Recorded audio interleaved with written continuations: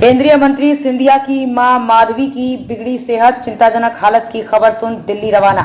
केंद्रीय मंत्री ज्योतिरादित्य सिंधिया की मां माधवी राजे सिंधिया की रविवार दोपहर तबीयत बिगड़ गई। लोकसभा चुनाव में प्रचार कर रहे बेटे ज्योतिरादित्य बीच में ही प्रचार छोड़कर भोपाल से दिल्ली के लिए रवाना हो गए। ज्योतिरादित्य सिंधिया के बेटे महा आर्यमन भी बीच में ही प्रचार छोड़कर गुना से दिल्ली के लिए रवाना हो गए। माधवी राजे सिंधिया पिछले 50 दिनों से दिल्ली के एम्स में भर्ती हैं।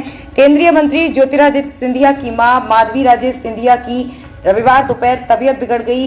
लोकसभा चुनाव में प्रचार कर रहे बेटे ज्योतिरादित्य सिंधिया बीच में ही प्रचार छोड़कर भोपाल से दिल्ली के लिए रवाना हो गए। ज्योतिरादित्य सिंधिया के बेटे महा आर्यमन भी बीच में ही प्रचार छोड़कर गुना से दिल्ली के लिए रवाना हो गए। दरअसल माधवी राजे सिंधिया पिछले 50 दिनों से दिल्ली के एम्स में भर्ती हैं। 2 दिन पहले ही उनकी सर्जरी हुई है।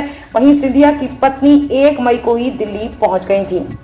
इसके अलावा जम्मू से माधवी राजे की बेटी चिंत्रा गदा भी दिल्ली पहुंच गई है। पूरा सिंधिया परिवार दिल्ली में मौजूद है।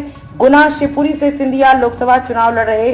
रविवार को चुनाव प्रचार के अंतिम दिन सिंधिया ने मुख्यमंत्री मोहन यादव के साथ मोगावली में चुनावी सभा कर रहे थे। उसी समय दिल्ली से उन्हें मां की हालत अधिक चिंताजनक होने की सूचना मिली। सिंधिया मोगावली की सभा के बाद सीधे भोपाल के लिए रवाना हो गए और यहां से दिल्ली गए।